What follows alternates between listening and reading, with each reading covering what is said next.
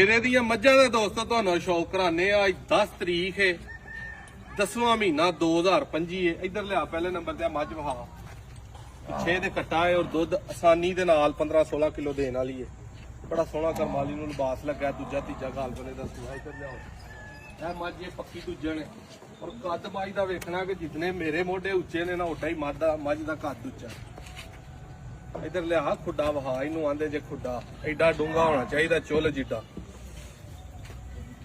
ਲਿਬਾਸ ਬੜਾ ਪਿਆਰਾ ਕੱਦ ਤੁਹਾਡੇ ਸਾਹਮਣੇ ਨੇ। ਇਹ ਕੱਟੀਆਂ ਨੇ ਇਧਰ ਮੂੰਹ ਵਹਾ ਇਹਨਾਂ ਕੱਟੀਆਂ ਦੇ ਪਹਿਲਣਾ। ਤੀਜੇ ਨੰਬਰ ਤੇ ਇਹ ਕੱਟੀ ਆਪਣੀ ਠੀਕ ਹੈ। ਇਹ ਆਰਾਮ ਦੇ ਨਾਲ 13-14 ਕਿਲੋ ਦੀ ਐਵਰੇਜ ਦੇਣ ਵਾਲੀਆਂ ਨੇ। ਇਹਦੇ ਕੋਲ ਮੌਜੂਦਾ ਇਸ ਟਾਈਮ ਕੱਟੀ ਦੇ ਕੋਲ ਬੋਲਾ ਜਿਹੜਾ ਨਾ ਉਹ 13 ਕਿਲੋ ਹੈ ਵੇ। ਚੰਗੀ ਜਾਨ ਜੁਰਤ ਦੇ ਵਿੱਚ ਭਲੀ ਜੁੜੀ ਹੈ। ਇਹ ਵਹਾ ਕਰਾ ਇਹ ਵੇ ਕੱਟੀ ਆਪਣੇ ਸ਼ੌਕ ਵਾਲੀ ਹੈ। ਦੂਜੇ ਨੇ ਕੰਮ ਸਾਰੇ ਪਹਿਲਣ ਵਾਲੇ ਨੇ ਤੇ ਦੁੱਧ ਵੀ ਸੌਖਾ ਜਿਹੜਾ ਨਾ ਉਹ 16-17 ਇਸ ਟਾਈਮ ਮੌਜੂਦ ਹੈ। 8-9 ਕਿਲੋ ਟਾਈਮ ਦਾ ਦੁੱਧ ਦੇ ਰਹੀ ਹੈ। ਇਹ ਕਰਮਾਂ ਵਾਲੀ ਕੱਦ ਦੀ ਤੇ ਦਰਮਿਆਨੀ ਹੈ ਲੇਕਿਨ ਹੀਰੀ ਹੈ ਪੂਰੀ ਹੀਰੀ ਜਿਹਨੂੰ ਆਖੀ ਦਾ ਨਾ ਲਾਟੂ ਥਣ ਲੱਗੇ ਨੇ। ਬੱਚਾ ਇਹਦਾ ਮਰ ਗਿਆ।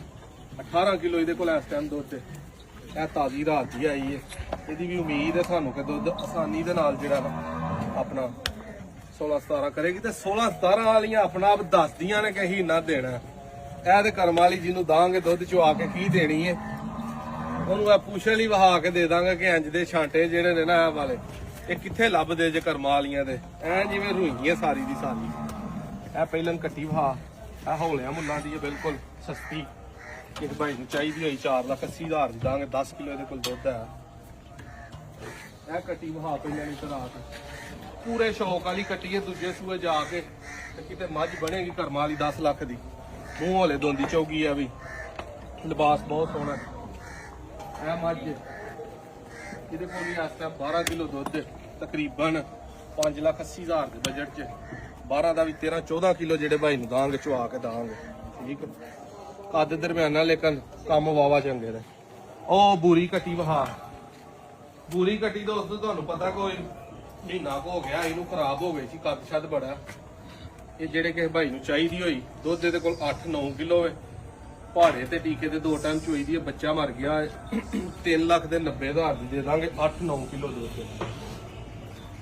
ਬਾਕੀ ਆ ਅੰਦਰ ਸ਼ੌਕ ਵਾਲੀਆਂ 4 ਮੱਝਾਂ ਵੱਜੀਆਂ ਨੇ ਪੂਰੀਆਂ ਭਲਵਾਨ।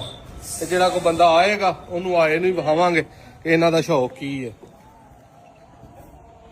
ਇਹ ਕਰਮਾਲੀ ਦਾ ਸ਼ੌਕ ਕਰਨਾ ਪਹਿਲਾਂ ਮੂੰਹ ਦੋਂਦੀ ਚੌਗੀ ਕੱਟੀ ਦਾ ਬਿੱਲੀਆਂ ਅੱਖਾਂ ਦੇ ਵਿੱਚ ਹੁਸਨ ਠੀਕ ਹੈ। ਪੂਰਾ ਬਿਹਤਰੀਨ ਜਿਹਨੂੰ ਸ਼ੌਕ ਵਾਲੀ ਆਖੀ ਦਾ ਨਾ ਕਰਮਾਲੀ।